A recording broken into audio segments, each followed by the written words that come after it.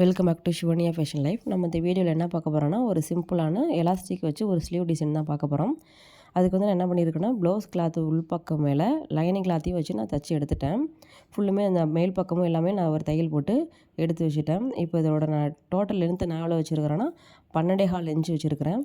உங்களுக்கு எந்த அளவுக்கு வேணுமோ அந்த அளவுக்கு நீங்கள் வச்சுக்கோங்க. நான் 12.25 அளவுக்கு நான் வச்சுருக்கிறேன். ஸ்லீவோட சென்ட்ரு தெரியணுங்கிறதுக்காக நான் ஸ்லீவ் அப்படியே மடித்து போடுறேன்.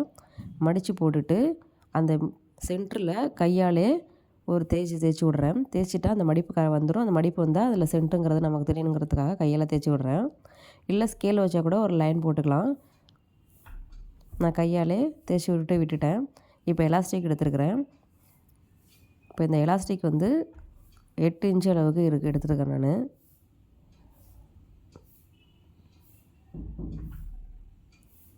இப்போ இந்த ஸ்லீவோட கீழ்ப்பக்கத்தில் அப்படியே கொஞ்சமாக மடிச்சுப்போம். ஒரு 1/4 இன்ச்சு இல்லை 1/2 இன்ச்சுக்கு மடிச்சுட்டு அப்படியே ஒரு தையல் போட்டு வரணும். நான் ஒரு மடிப்பு தான் மடிச்சிருக்கேன். லைனிங் கிளாத்லேயும் ப்ளவுஸ் கிளாத்லேயும் பிசுறு இருந்துச்சுன்னா 2ஆக மடிச்சுக்கணும். நான் 2துலேயுமே எனக்கு பிசுறு இல்லை, அதனால் நான் ஒரு மடிப்பு மடிச்சுட்டு அப்படியே தையல் போட்டுக்கிட்டே வரேன்.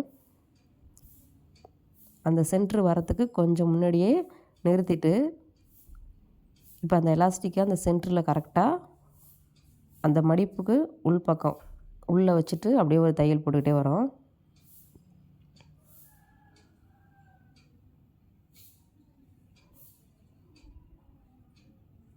அந்த எலாஸ்டிக்கில் ரிவர்ஸ்லேயே ஒரு தையல் போட்டுக்கிட்டு நம்ம ஸ்ட்ரைட்டாக தையல் போட்டுட்டு எடுத்துக்கிறோம்.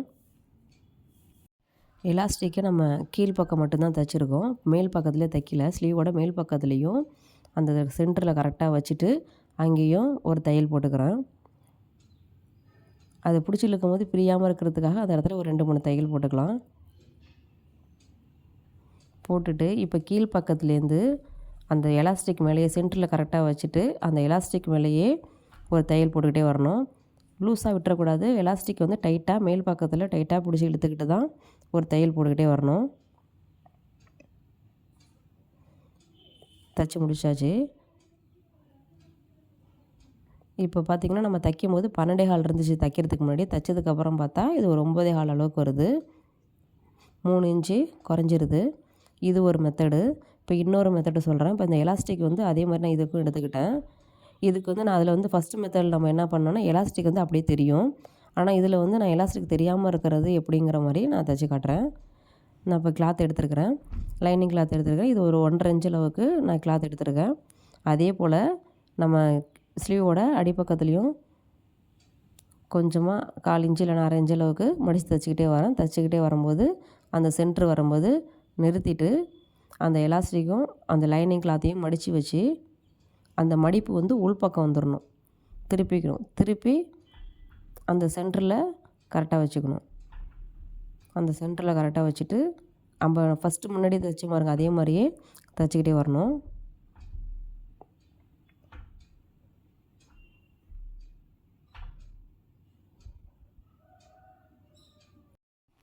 கீழ் பக்கத்தில் தைச்சாச்சு. இப்போ மேல் பக்கமும் நம்ம தைக்கணும் அதே போல். அந்த கிளாத் இப்போ கீழே எப்படி இருந்துச்சோ அதே போல் மேல் பக்கம் வரைக்குமே இருக்கணும் நமக்கு. அதனால் எலாஸ்டிக்கை மட்டும் பிடிச்சி இழுக்காமல் எலாஸ்டிக்கோட கிளாத்தையும் பிடிச்சி மேல் பக்கம் வரைக்கும் நம்ம டைட்டாக பிடிச்சி இழுத்துக்கணும். இப்போ அந்த கீழ் பக்கம் மட்டும் ஒரு லைட்டாக ஒரு தையல் போட்டு அதோலேயே கரெக்டாக நீடில் அதில் வர மாதிரி வச்சுட்டு இப்போ கிளாத்தையும் அந்த எலாஸ்டிக்கும் டைட்டாக பிடிச்சி இழுத்துக்கிட்டு அந்த இதில் கரெக்டாக அந்த சென்டரில் அந்த கார்னரில் கரெக்டாக அந்த இது வரும்போது கரெக்டாக அங்கே வச்சுட்டு பிசுறு தெரியாமல் கிளாத்தையும் உள்பக்கமாக தள்ளி விட்டுட்டு ஸ்ட்ரைட்டாக ஒரு தையல் போட்டுக்கிட்டே வர வேண்டியதுதான்.